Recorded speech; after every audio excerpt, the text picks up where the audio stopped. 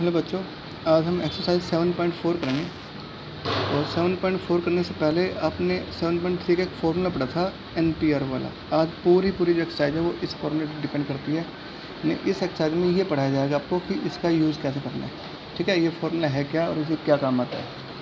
तो इसको स्टार्ट करने से पहले मैं आपको बताता हूँ इसका फॉर्मूला क्या था। Factorial n upon factorial of n-r। ठीक है, ये था इसका फॉर्मूला। अब देखो n क्या है, मतलब इसका मेन मीनिंग क्या है, इसका मतलब क्या है, मतलब क्या निकलता है वो निकल रहा है। P फॉर परमुटेशन, तो ये क्या है, परमुटेशन है यानी अरेंजमेंट है। ठीक है, परमुटेशन किसका, of n objects, permutation of n objects taking r at a time. n objects में से r ऑब्जेक्ट को ले लो, ठीक है, और फिर उनका परमुटेशन करना हो तो उसका फॉर्मूला क्या होगा, NPR। तो NPR का मतलब क्या होता है, permutation of n objects taking r at a time. एक बार में r ऑब्जेक्ट लेके और n ऑब्जेक्ट्स का अरेंजमेंट करना। ठीक है, उसको हम क्या बोलते हैं, परमुटेशन NPR। ठीक है, अब इसमें जो है ना, ये याद रखना कि n की जो वैल्यू होती है ना, that will be more than equal to r। ठीक है, n मतलब नंबर ऑफ ऑब्जेक्ट्स क्या होगा, शुड बी मोर देन, क्योंकि हम क्या कर सकते हैं, अगर इक्वल होगा मान लो तो सभी को एक साथ लेकर अरेंजमेंट करना है। n ऑब्जेक्ट लिए n का अरेंजमेंट करना है taking n at a time. ठीक है, तो ये दोनों सेम हो सकते हैं। या मान लेते 6 लोग हैं, 6 लोगों को हमें 3 सीटों बैठाना है, तो क्या होगा, 6 लोगों को 3 सीटों बैठाना है, तो क्या करोगे, एक बार 3 तो लोग बैठेंगे, तो क्या होगा, 6 लोगों को 3 जगह अरेंज करना है, तो 6 लोगों में से 3 लोगों का अरेंजमेंट करना है एक साथ लेके ना, तो क्या होगा फॉर्मूला 6p3। क्या होगा, 6p3। 6p3 का मतलब क्या होगा, permutation of 6 objects taking 3 at a time. ठीक है, तो ये ऐसे क्वेश्चन करने हैं। तो इसके जो प्रैक्टिकल यूजेस हैं वो इस एक्सरसाइज में बताए गए हैं। तो हम वो क्वेश्चन करेंगे तो आप समझ जाओगे आराम से कि what is the meaning of NPR। NPR मतलब P for permutation, permutation of n objects taking r at a time. n में से r जो ऑब्जेक्ट लेके और उनका अरेंजमेंट करना क्या कहलाता है, NPR कहलाता है। ठीक है, अब मैं डिटेल में नहीं जाऊँगा ज़्यादा, क्योंकि डिटेल आप समझ जाओगे आराम से। तो हम ये वाली एक्सरसाइज करते हैं स्टार्ट। देखो बेटा, क्वेश्चन नंबर फर्स्ट। ठीक है, मैं आपको कराता हूँ ये वाली एक्सरसाइज। देखो बेटा क्या कहता है, in how many ways can 6 children stand in Q. देखो, अब इसमें लिखने का तरीका आप देख लो, खुद देख लोगे लिखते कैसे हैं। ठीक है, लेकिन चलो फिर भी मैं बता देता हूँ। तो क्या कहता है, in how many ways can 6 children stand in A Q. 6 लोग एक क्यू में खड़े करने, एक लाइन में खड़ा करने हैं, तो 6 लोगों का अरेंजमेंट कितना तरीके से होगा ये हमें बताना है। 6 लोगों को लाइन में खड़ा करना है, तो कितने तरीके से हम इनको लाइन में खड़ा कर सकते हैं ये हमें बताना है। ठीक है, तो देखो टोटल जो लोग हैं, टोटल जो चिल्ड्रन, बच्चे हैं सॉरी, टोटल जो चिल्ड्रन हैं वो कितने हैं, 6 हैं। और 6 लोगों को क्या करना है, 6 तो प्लेस चाहिए भाई, आपको लाइन में खड़ा करना है, तो 6 प्लेस होंगे तभी तो लाइन में खड़े करेंगे। तो क्या करना है, 6 लोगों का अरेंजमेंट करना है, 6 को एक साथ लेके 6 को एक साथ लेके करना है। तो पता क्या लिखोगे, तो क्या लिखोगे, परमुटेशन ऑफ PR मतलब परमुटेशन है पूरा, परमुटेशन ऑफ 6 चिल्ड्रन, और 6 को एक साथ लेना है, हाँ, टेकिंग 6 एट ए टाइम। पता लगा, वो 6 लोगों का, 6 बच्चों का अरेंजमेंट करना है और एक साथ करना है, तो क्या होगा, फैक्टोरियल क्या होगा, n 6p6 क्या होगा, 6p6। 6p6 मतलब 6 चिल्ड्रन का अरेंजमेंट, 6 चिल्ड्रन का permutation taking 6 at a time. 6 को 6 एक साथ लेके करना है, तो क्या होगा, आंसर है 6p6 जाएगा। 6p6 क्या होगा, ये तो होगा फॉर्मूला, n का फैक्टोरियल अपॉन n-r का फैक्टोरियल ले लो। ठीक है, ये क्या होगा, 0 का फैक्टर हो जाएगा। फैक्टोरियल 6 क्या होता है, 720, हाँ, 6 × 5 × 4 × 2 × 3 × 1 आ जाएगा ना, तो ये 720 आ जाएगा, और अपन में क्या होगा 1, तो क्या होगा आंसर 720। तो आपने ऐसा करना है, तो पता लगे आपको 6 लोगों का एक साथ अरेंजमेंट करना है, 6 का एक साथ करना है, तो क्या होगा, 6p6 होगा। इसमें एक चीज़ और ध्यान से देखना, इसमें ये n क्या होगा, ऑल डिफरेंट ऑब्जेक्ट होना चाहिए, यानी this formula is applied only for when, क्या होगा, जब when n are different objects, सारे ऑब्जेक्ट्स से डिफरेंट होगा। ठीक है, तो यहाँ क्या होगा, NPR इज यूज्ड कब, when all objects are different. ठीक है, डिफरेंट लोगों के लिए ये ध्यान रखना। ठीक है, ये n ऑब्जेक्ट्स हैं, ये सारे बिल्कुल डिफरेंट होंगे, सेम ऑब्जेक्ट से अरेंजमेंट नहीं है ये। ठीक है, तो ये बात भी आप याद करेंगे। ठीक है, तो ये सब पॉइंट्स मैंने आपको लिखे हैं, ये कर लेना। ये हो गया क्वेश्चन नंबर क्या फर्स्ट हो गया। अब सेकंड करते हैं, ठीक है। क्या कहता है देखो यहाँ पे क्या कहता है, in how many ways can 5 women draw water from 5 taps if no tap remains unused. तो क्या कहता है 5 टैप है, मान लो यहाँ पे मैंने 5 टैप बना दिए, ठीक है। नल के हैं 5 ठुठी है मान लो। अब इनमें क्या है 5 औरतें हैं और वो क्या कर रहे हैं पानी निकाल रही हैं, यहाँ से पानी ले रहे हैं, इनमें से पानी ले रहे हैं, ठीक है। और क्या कहता है इन 5 ठुठियों को 5 औरतों क्या कर रही हैं पानी ले रही हैं, ठीक है। शर्त क्या कहता है कोई भी टैप ऐसा नहीं होती जो अनयूज़ ना हो, यानी हर टैप को यूज़ करना है, कोई टैप बगैर यूज़ करे बगैर नहीं रहना चाहिए। तो कहता है बताओ कितने तरीके से पानी निकाल सकती है बाहर, है ना। तो देखो बेटा, तो अपन लिखेंगे कैसे, यहाँ लिखना है टोटल वीमेन कितनी है 5, टोटल टैप्स कुल टैप्स कितने हैं बोलो भाई 5 ही हैं। तो हमें क्या करना है 5 औरतों को इन 5 टैप पे अरेंज करना है। जब क्या लिखोगे permutation of 5 women at 5 taps. तो 5 लोगों को 5 टैप पे करना है, तो 5 औरतों को 5 एक साथ लिखेंगे हम, तो 5 लोगों को एक साथ अरेंज करना है। तो क्या होगा तो 5p5 हो जाएगा, और 5p5 क्या होता है फैक्टोरियल 5, और फैक्टोरियल 5 क्या होगा 120। हाँ 5 × 4 × 3 × 2 × 1 कर मल्टीप्लाई करोगे तो क्या आएगा 120 का, ठीक है।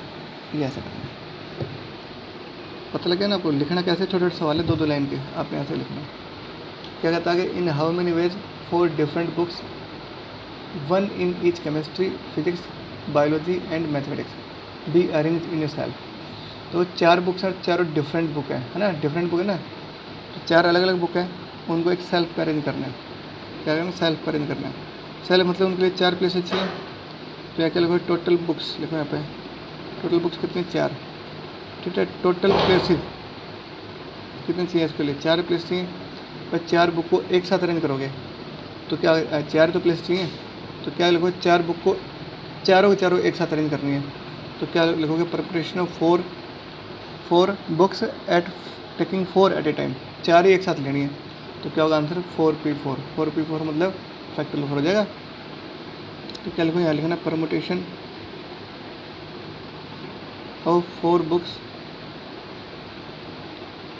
टेकिंग 4 एट ए टाइम, एक साथ मतलब एक साथ क्या करें 4 ले रहे हैं बुक, तो क्या होगा 4p4 हो जाएगा। 4 बुक्स का अरेंजमेंट 4 को एक साथ लेके 4p4, और 4p4 क्या होगा फैक्टोरियल 4 अपॉन 0 का फैक्टोरियल 4 - 4 0 का फैक्टोरियल 0 का फैक्टोरियल 1 होता है, तो फैक्टोरियल 4 ही आएगा। और फैक्टोरियल 4 क्या होता है छोड़ देंगे 24 ही आंसर, तो इसका आंसर क्या आएगा 24, ठीक है।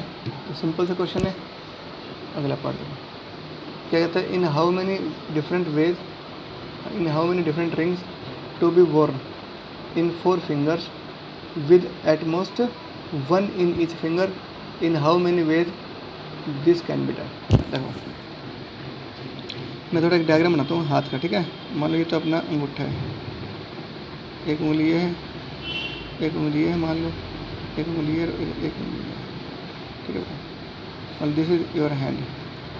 अब देखो यहाँ पे ये तो अंगूठा है, इसमें तो रिंग पहनाने नहीं है, तो 4 जो फिंगर्स है वो हमारे सामने पड़ी है, और 3 फिंगर मतलब 4 फिंगर्स पे 3 रिंग हमें तो पहनानी है। तो क्या कहता है 4 फिंगर्स में 3 रिंग्स को अरेंज करना है, ठीक है। तो ये आप कितने तरीके से अंगूठियाँ पहन सकते हैं, 3 अंगूठियाँ 4 फिंगर्स में पहनानी है, तो ये काम हम कितने तरीके से कर सकते हैं ये पूछा हुआ है। तो क्या लिखोगे टोटल फिंगर्स जो मैंने यूज़ करनी है, तो टोटल फिंगर्स कितनी यूज़ करनी है 4, ठीक है। टोटल रिंग्स कितनी है, रिंग्स बताओ 3। अब 3 रिंग को 4 उंगलियों में सेट करना है। क्या करना है 3 रिंग्स को 4 उंगलियों में सेट करना है। तो अपन कैसे करेंगे पता है आपको, तो कैसे करोगे आप देखो, हाँ भाई तो जब आप 3 फिंगर लोगे तो क्या होगा एक साथ 3 फिंगर यूज़ होंगे, जब आप पढ़ाओगे तो क्या होगा एक साथ 3 फिंगर यूज़ होंगे। तो 4 फिंगर्स में 3 फिंगर्स का अरेंजमेंट करना है, ठीक है। तो आप इसको ऐसे भी लिख सकते हो परमुटेशन ऑफ 4 फिंगर्स, ठीक है, टू बी वियर्ड, या 4 कर लो 4 वियरिंग 3 रिंग्स, ठीक है। मतलब 4 फिंगर्स का यूज़ करना है, 3 फिंगर को एक साथ लेके 3 रिंग्स को एक साथ लेके, क्या होगा, 4 में 3 फिंगर तो यूज़ होंगे एक साथ, बट ये ऐसे भी कर सकते हो, permutation of 4 fingers taking 3 at a time, आप ऐसे भी ले सकते हो। ठीक है, तो 4 फिंगर में 3 को एक साथ अरेंज करना, क्योंकि 3 ही फिंगर्स अपने पास, तो एक साथ यूज़ कितनी होंगी, 3 फिंगर यूज़ होंगी, तो 4 में से 3 फिंगर्स का परमुटेशन करना है, तो क्या होगा 4p3 देगा, और 4p3 क्या होगा फैक्टोरियल 4 अपॉन 4 माइनस 3 का फैक्टर, ये क्या 1 का फैक्टोरियल 1 आ जाएगा, क्या होगा फैक्टोरियल 4 ही आ गए, और फैक्टोरियल 4 क्या होता है 24, तो 24 इसका आंसर, इसका आंसर कितना आएगा 24 आएगा। ठीक है, तो ये अपन ने करना क्वेश्चन, ये ठीक है बेटा। अब आ जाओ नेक्स्ट, देखो पेज नंबर 2। अच्छा, इन क्वेश्चंस को हमें ना, अगर मान लो ये एन पेयर वाला फॉर्मूला हमें ध्यान ना आए, तो आप दूसरे तरीके से कर सकते हो, आपने फर्स्ट एक्सरसाइज में किया होगा वो तरीका भी बता देता हूँ, ठीक है, वो भी आप आराम से कर लेना, तो इसमें क्या होगा फिर दिक्कत नहीं आएगी आपको, मैं 2 तरीके बता देता हूँ, है ना, हर एक्सरसाइज के। तो जैसे पहला क्वेश्चन क्या था, फिर से आता है फर्स्ट क्वेश्चन पे, 6 लोगों को और एक लाइन में अरेंज करना है। तो आपने पहले एक्सरसाइज में कैसे किया था, 6 लोग थे बेटा, है ना, तो आपने क्या करा, ऐसे 6 अपन प्लेस भी बना दें, 6 लोगों को 6 जगह पर अरेंज करना है। तो जो पहला आदमी होगा, है ना, उसके लिए देखो, उसके लिए यहाँ पे फर्स्ट पोजीशन पे आप किसको खड़ा करोगे, आपके सामने 6 आदमी खड़े हैं, उनमें से क्या करना है, 6 बच्चे खड़े हैं, उनमें से पहला बच्चा, मतलब सॉरी, पहली पोजीशन पे कितने ऑप्शन हो गए, उन 6 में से कोई भी खड़ा कर दो, तो पहले उसके लिए कितने ऑप्शन है, 6, पहले के लिए कितना ऑप्शन है 6, मतलब पहली पोजीशन के लिए अपने पास 6 ऑप्शन हैं, हम किसी भी एक बच्चे को यहाँ पे हम खड़ा कर सकते हैं, तो पहले के लिए 6 ऑप्शन हैं, दूसरे के लिए 5, तीसरे के लिए 4, चौथे के लिए 3, है ना, ऐसे करके ना, और हम इसको मल्टीप्लाई कर देंगे। ये आपने फर्स्ट सेक्शन में क्या किया था, क्या हो गया यहाँ पे 720 आ गया ना, तो देखो इसका भी आंसर 720 है, और यहाँ भी हमने क्या करा 720 आया था, तो क्या दोनों एक ही बात है, चाहे आप ऐसे कर दो चाहे आप ऐसे कर दो। इसमें थोड़ा लिखना ज़्यादा पड़ेगा आपको, लिखना कैसे पड़ेगा, इसमें आप पहले क्या लिखोगे, for first place we have 6 options, ठीक है, so number of permutation of setting a children here, of setting a child here, क्या होगा यहाँ पे, क्या होगा 6 तरीके से कर सकते हैं। फिर क्या करोगे, सेकंड के लिए लिखोगे, ऐसे थर्ड के लिए लिखोगे, सब के लिए आपको लिखना पड़ेगा, तो इसमें लिखने वाला वर्क जो है ना, रिटर्न वर्क वो ज़्यादा हो जाता है, इसलिए हम इसको अवॉइड करके और सिंपल इससे करेंगे। तो बात वही है, फर्स्ट एक्सरसाइज और ये वाली एक्सरसाइज आप किसी भी तरीके से कर सकते हो, इन दोनों के क्वेश्चन सेम है, कोई ऐसी बात नहीं है। जब मैं ऑनलाइन आपको पढ़ा रहा हूँ ना, तो उसमें मैंने दोनों तरीक़ों में कंपैरिजन करके बताया हर क्वेश्चन के अंदर, तो ऑनलाइन क्लासेस ज़्यादा ज्वाइन किया करो, ठीक है, उसमें आपको सारे कंसेप्ट बता दिए जाते हैं, ठीक है, तो दोनों ही का ही फ़ायदा उठाओ आप लोग, एक के पीछे मत पड़ो, ठीक है, आप उसमें करो, वो भी बहुत बढ़िया होता है, उसमें सारे कंसेप्ट क्लियर हो जाते हैं, उसमें ऐसा लगता है जैसे क्लासेज को पढ़ा रहा हूँ मैं, ठीक है, तो दोनों में डिफरेंस होता है बेटा, इसलिए आप उसमें भी पढ़ लिया करो। अब आता है क्वेश्चन नंबर 5, देखो क्या कहता है, student wants to arrange 3 economics books, 2 history book and 4 English book. चलो मैं बताता हूँ ये क्या कहना चाह रहा है। किसी बच्चे के पास क्या है, 3 तो इको की बुक है, 3 तो इको की बुक होगी, 4 किसकी बुक है, इंग्लिश की, 4 इंग्लिश की बुक है, और 2 किसकी हिस्ट्री की बुक है। किसी बच्चे के पास ये बुक्स हैं, ये बुक्स तो हैं, इकोनॉमिक्स की तो बुक है तीनों, लेकिन तीनों डिफरेंट बुक है, ये भी लिखा हुआ है डिफरेंट बुक्स हैं। डिफरेंट का मतलब जानते हो, मतलब है तो इकोनॉमिक्स बुक लेकिन अलग अलग है, अलग अलग मतलब जैसे इकोनॉमिक्स से मान लो एक 11th ले ली, एक 12th ले ली, एक हमने फर्स्ट ईयर की ले ली, तो 3 बुक हो गए ना, है तो इको की बुक्स लेकिन क्या डिफरेंट है, ठीक है। ऐसे 4 इंग्लिश की डिफरेंट बुक्स हैं, 2 हिस्ट्री की डिफरेंट बुक है, इनको उसने एक लाइन में अरेंज करना है, क्या करना है, एक लाइन में अरेंज करना है। तो देखो लाइन में अरेंज एक साथ करना है सबको, तो टोटल बुक्स कितनी, यहाँ पे लिखो, यहाँ पे टोटल बुक्स कितनी है बताओ, पहला पार्ट कर रहा हूँ मैं आपको, तो क्या लिखोगे, टोटल बुक्स कितनी बताओ, इनका सम क्या होगा, 9 आ जाएगा, 9 बुक्स हैं, ठीक है। अब क्या करना है, अब हमें क्या करना है, परमुटेशन करना है, सबको एक साथ लेके एक परमुटेशन करना है, और सारे डिफरेंट हैं ये भी हमें पता है, तो क्या लिखोगे, परमुटेशन ऑफ 9 बुक्स टेकिंग, सबको एक साथ ले रहे हैं, taking 9 at a time, 9 books का अरेंजमेंट करना है 9 को एक साथ लेके, तो क्या होगा 9p9 हो जाएगा फॉर्मूला, 9p9 मतलब permutation of 9 books taking 9 at a time, 9 8 के साथ है, तो क्या होगा इसका फॉर्मूला, n का factorial upon n minus r का फैक्टोरियल, तो क्या होगा 9 का फैक्टोरियल आएगा, इसकी जगह लिखेंगे 1, तो अपन 1 आ जाएगा, तो क्या आंसर आया 9 का factorial, this is the answer, ठीक है, ये आंसर आया। क्या होगा इसका आंसर, फैक्टोरियल 9। अगर फैक्टोरियल 9 को खोलना चाहते हो तो आप खोल सकते हो, ठीक है, 9 × 8 × 7 × 3 6 × 5 × 4 × 3 × 2 × 1 सबके मल्टीप्लाई कर लेना आप, तो ये आंसर है बेटा। ठीक है, ये हो गया आपका पहला पार्ट। दूसरा पार्ट थोड़ा मुश्किल है, वो ध्यान से देखना। दूसरे वाले पार्ट में क्या कहता है कि अरेंजमेंट तो करना है इन बुक्स का, लेकिन शर्त क्या कहता है, सेम सब्जेक्ट की बुक इकट्ठी रहनी चाहिए हमेशा। मतलब अरेंजमेंट जो करोगे ना आप, इनको आगे पीछे करोगे ना, तो शर्त क्या कहता है कि उसमें इकोनॉमिक्स की बुक इकट्ठी रहनी चाहिए हमेशा, इंग्लिश की बुक भी इकट्ठी रहनी चाहिए, और हिस्ट्री की बुक ये हमेशा इकट्ठे रहेंगे। फिर इनका अरेंजमेंट कैसे करोगे ये हमें बताना है। ठीक है, तो इसके लिए देखो दिमाग लगाओ। इसलिए हम क्या करेंगे, ये बुक्स इकट्ठी रखने के लिए हम क्या करेंगे, या तो इन बुक्स को बांध दो एक जगह, ठीक है, या ब्लॉक बना देंगे अलग अलग। ये 3 खांचे बना दिए, 3 हमने सांचे बना दिए इसके अंदर, है ना। 3 क्या हमारे पास, एक पूरा ब्लॉक है। ये ब्लॉक मैंने किसके लिए लिया है, इको की बुक के लिए लिया है। तो ये 3 इको की बुक थी, तो इसमें क्या इको की बुक्स डालेंगे।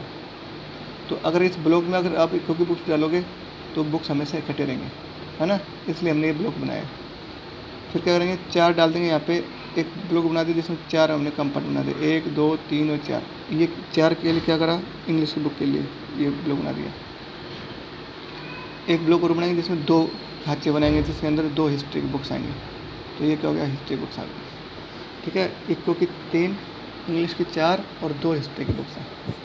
ठीक है बेटा, तो अपन ने क्या करना, देखो यहाँ पे अपन ने ऐसे एक ब्लॉक बना दिया। ठीक है, अब देखो ध्यान से, अब क्या करना पता आपको, 3 अपने पास ब्लॉक हो गए। अब इन ब्लॉक्स में हम क्या करेंगे, इस इको वाले ब्लॉक में तो सिर्फ इको की बुक डालेंगे, इसमें सिर्फ इंग्लिश की बुक्स डाल देंगे, और इसमें सिर्फ हिस्ट्री की बुक डालेंगे।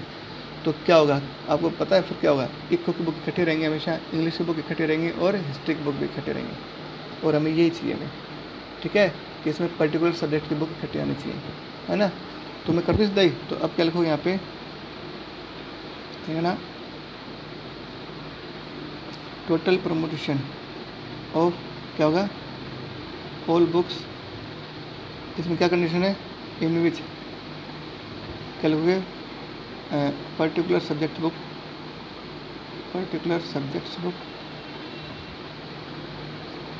Remains together. ठीक है, जिसमें क्या पर्टिकुलर सब्जेक्ट की बुक इकट्ठे रहे, है ना, ये करना है। यानी कि इसमें क्या हो गया, इको की बुक इकट्ठे रहनी चाहिए, इंग्लिश की बुक हमेशा इकट्ठे रहनी चाहिए, और हिस्ट्री की बुक भी हमेशा इकट्ठे रहेंगे। तो करें स्टार्ट।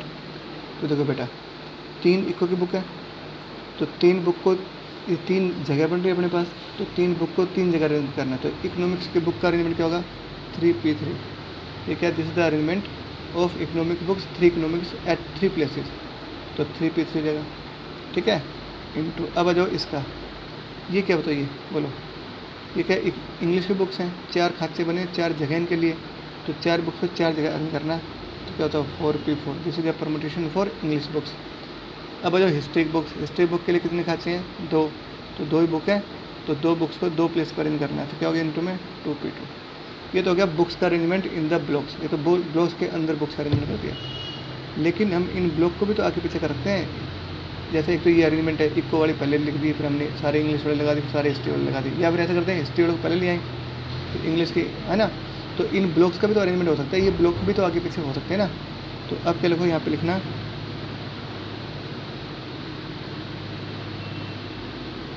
अरेंजमेंट या permutation of 3 blocks taking all at a time, मतलब तीनों के तीनों एक साथ ले लेंगे। उसका क्या होता है, 3p3, है ना। 3 ब्लॉक है, तो 3 को एक साथ लेना, तो इनका परमुटेशन क्या होगा, 3p3। तो ये तो हो गया ब्लॉक का परमुटेशन, ये क्या होगा, बुक्स का, ब्लॉक के अंदर बुक्स का परमुटेशन। तो अपन क्या करेंगे, टोटल परमुटेशन निकाल देंगे, टोटल परमुटेशन, टोटल अरेंजमेंट क्या होगा। ठीक है, इन सबको मल्टीप्लाई कर देंगे, तो 3p3 इंटू क्या होगा यहाँ पे, 3p3 into 4p4 into 2p2। ठीक है, इसको सोल्व कर देंगे अपन, ये फैक्टोरियल 3 आएगा, ये फैक्टोरियल 3 आएगा, ये फैक्टोरियल 4 आ जाएगा, ये क्या होगा, फैक्टोरियल 2 आ जाएगा। सिंप्लीफाई कर दिया हमने, फैक्टोरियल 3 6 होता है, ये भी 6 होता है, ये 24 होता है, ये क्या होगा 2 आएगा, है ना। सबको कर देंगे मल्टीप्लाई, 36 इंटू 48। ठीक है, 36 इंटू 48, और अब करेंगे इनको गुणा, तो क्या होगा, ये आ जाएगा 1728 आंसर आ जाएगा। ठीक है, तो ये क्वेश्चन आपने कैसे करना है, इसको अच्छे से समझ लेना। ठीक है, अब करते हैं क्वेश्चन नंबर 6। देखो, इसको हमने 2 पार्ट में डिवाइड करना पड़ेगा, तो मैं 2 पार्ट में डिवाइड करता हूँ, 2 वीडियो बना दूँगा, कोई बात नहीं। अब देखो 6 क्या कहता है, in how many 6 digits telephone numbers can be constructed with the digits 0 1 2 3 4 5 6 7 8 9। देखो क्या कहता है 0, ठीक है, 0 के बाद 1 2 3 4 5 6 7 8 और 9, ठीक है। इनमें से हमने डिजिट्स लेनी है, ये नहीं लिखता तो भी पता है डिजिट्स इनमें से लेंगे हम, ठीक है। क्या कहते हैं कितने टेलीफोन नंबर बनेंगे, क्या कहता है कितने टेलीफोन नंबर आप बना सकते हो इन डिजिट्स का यूज़ करके, सो दैट उसमें एक शर्त है, क्या कहता है if each number starts with 35, her number में 35 शुरू होना चाहिए, हर नंबर 35 से शुरू होगा, and no digit appears more than once, और कोई डिजिट एक से ज़्यादा बार रिपीट नहीं होगी, यानी इसका मतलब क्या हो गया, कोई भी डिजिट रिपीट नहीं होगी बगैर रिपीटेशन के बताना हमने। तो अपन क्या करेंगे, तो यहाँ पे 6 अंकों की संख्या बनानी है, तो अपन क्या करेंगे 6 ब्लॉक ले लेंगे, 6 डब्बे बना लेंगे, ऐसे बना लिए। अब देखो शर्त क्या कहता है, 6 अंकों के हमें क्या करने हैं, 6 नंबर्स के क्या करने हैं, हमें टेलीफोन नंबर बनाने पड़ा। अब देखो शर्त क्या कहता है, एक शर्त हो रहा है, क्या कहता है शुरू के 2 नंबर 35 शुरू होने चाहिए, तो नहीं यहाँ 3 डालेंगे, यहाँ 5 डालेंगे, तब तो 35 शुरू होगा। It means for this block we have only one option, कौन सा, 3 डालने का। तो क्या लगेगा, for first block we have only one option to fill, कौन सा ऑप्शन है वो, 3, तो इसके लिए 3 डाल देंगे यहाँ पे, और दूसरे के लिए 5 ऑप्शन है, क्योंकि यहाँ पे 3 डालेंगे, यहाँ पे 5 डालेंगे, तभी तो जाके क्या होगा बोलो, तभी तो जाके 3 5 से शुरू होगा, और दोबारा रिपीट होगा नहीं, ये भी हमें पता है, तो 3 का और 5 का नंबर कट हो जाएगा, है ना। तो कैसे लिखोगे, मैं लिखने के तरीके बता देता हूँ। क्या लिखो यहाँ पे, ये मान लो फर्स्ट ब्लॉक है, ये सेकंड ब्लॉक है, ये थर्ड ब्लॉक है, ये फोर्थ ब्लॉक है, ये फिफ्थ ब्लॉक है, ये सिक्स्थ ब्लॉक है। तो अब क्या लिखोगे, फॉर फर्स्ट ब्लॉक, पहले ब्लॉक की बारी आती है, पहले ब्लॉक की बारी, बोलो क्या लिखोगे, वी कैन फिल 3 ओनली, ठीक है, या एट लिख दो, एट लिख दो, at first block we can fill 3 only, यहाँ पे 3 ही फिल कर सकते हैं। सो परमुटेशन, ये नंबर ऑफ परमुटेशन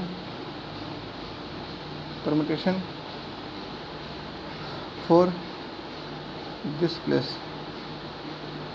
कौन सा प्लेस, इस प्लेस के लिए जो परमुटेशन है, number of ways of filling number है वो कितना हो गया, यहाँ पे एक ही तो होगा, सिर्फ एक ही तरीका। सिमिलरली क्या लिखो, एट सेकंड ब्लॉक की बारी आती है, ठीक है, क्या लिखो यहाँ पे वी कैन फिल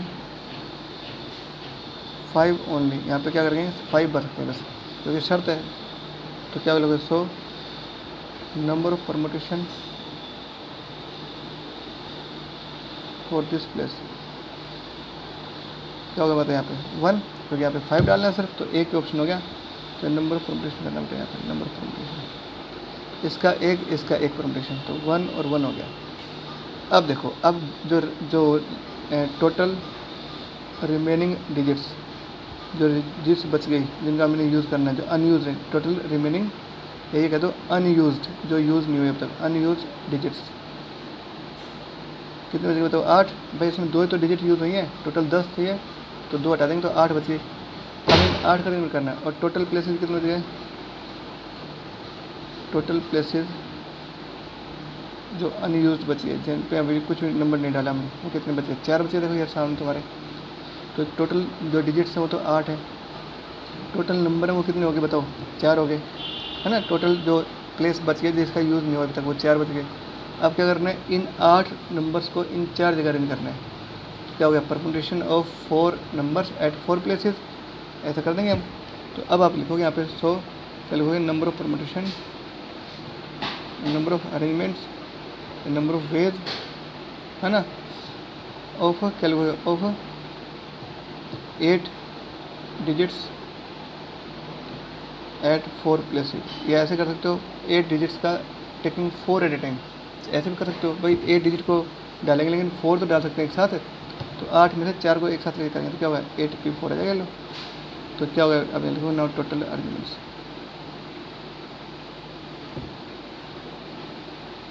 तो क्या होगा यहाँ पे, पहले के लिए 1, दूसरे के लिए 1 था, यहाँ क्या होगा 8p4 हो जाएगा। भाई पहले नंबर के लिए 1 था, ऑप्शन यहाँ पे 1 था, और इन सब के लिए क्या हो जाएगा, इन सब के लिए जाएगा 8p4, हाँ इन सब के लिए बचा हुआ, इन सब की मल्टीप्लाई कर देंगे। लो तो ये आंसर आ जाएगा। तो क्या होगा आंसर बताओ, फैक्टोरियल 8 अपॉन फैक्टोरियल 4, इसे खोल देंगे 8 × 7 × 6 × 5, और यहाँ क्या होगा फैक्टोरियल 4 अपॉन फैक्टोरियल 4 कर दिया, यही आंसर आ जाएगा। इन सब की मल्टीप्लाई कर देंगे, ठीक है, इन सब की मल्टीप्लाई कर देंगे तो कितना आएगा 1680, ठीक है, देख लो।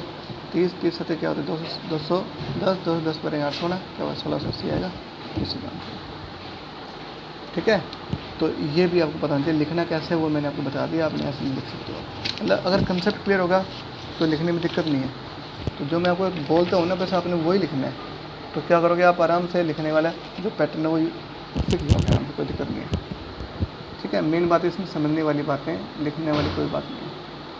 अब जो 7th क्वेश्चन, ठीक है 7th क्वेश्चन में क्या कहता है, if there are 6 periods in each working day of school, किसी स्कूल में मान लो 6 वर्किंग पीरियड, 6 वो है क्या नाम है पीरियड है, किसी स्कूल में कितने पीरियड है 6 पीरियड्स हैं।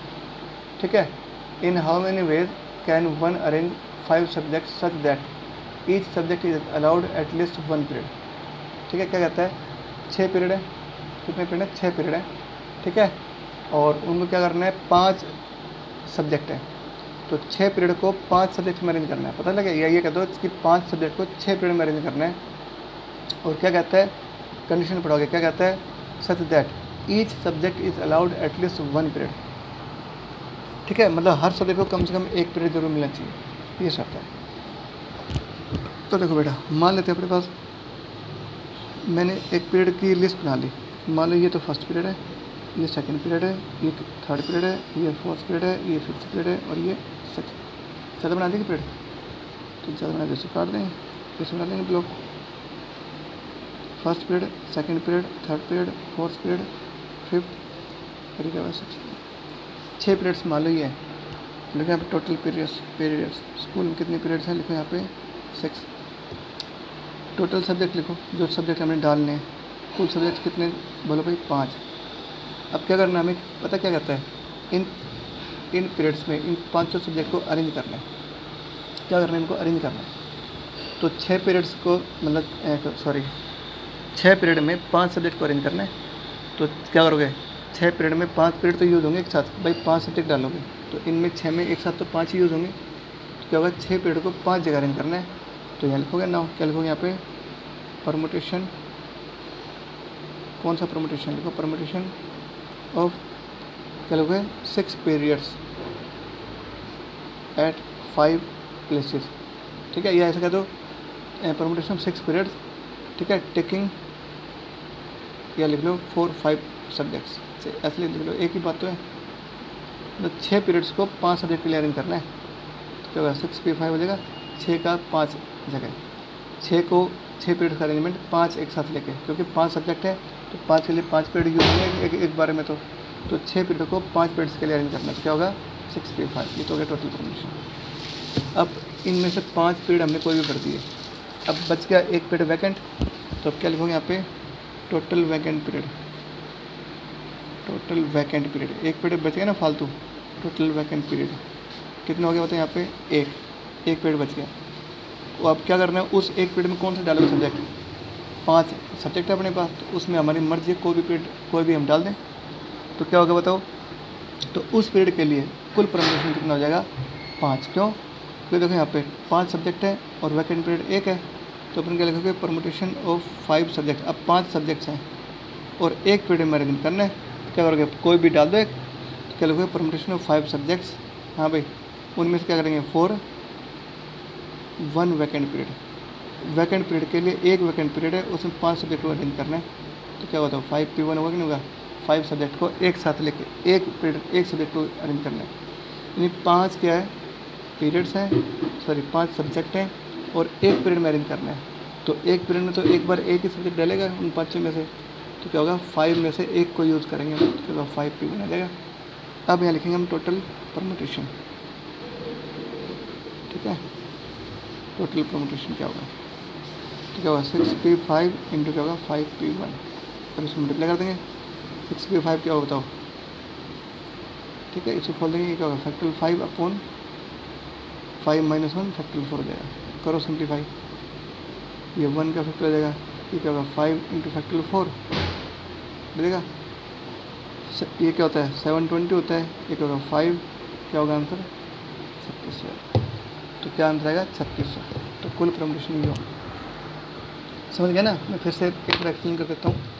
टोटल पीरियड कितने थे 6, टोटल सब्जेक्ट कितने हैं 5, अब क्या करना है, 6 पीरियड में 5 सब्जेक्ट को अरेंज करना है, तो बहुत आराम से कर दोगे। 6 पे 5 है तो सिंपल है। अब हमने 5 सब्जेक्ट अरेंज कर दिए 6 में से, तो एक पीरियड तो वैकेंट बचेगा नहीं बचेगा, तो वैकेंट पीरियड कितना बच गया, 1। अब उस एक में क्या डालेंगे हम, 5 सब्जेक्ट है, कोई भी सब्जेक्ट उसमें डाल सकते हैं हम। तो क्या करोगे, उस एक पीरियड में 5 सब्जेक्ट को अरेंज करना है, तो क्या लोगे, permutation of 5 subject for 1 period, क्या होगा यहाँ पे 5p1। ये 1 पीरियड कौन सा, वैकेंट पीरियड है ये, तो क्या होगा 5p1 तो वैकेंट पीरियड की परमुटेशन होगी, और टोटल क्या थी पहले 6p5 था, तो टोटल परमुटेशन क्या होगा 6p5 इंटू 5p1 तो मल्टीप्लाई ये आंसर आएगा। ठीक है, तो ये हो गया आपका क्वेश्चन नंबर 7।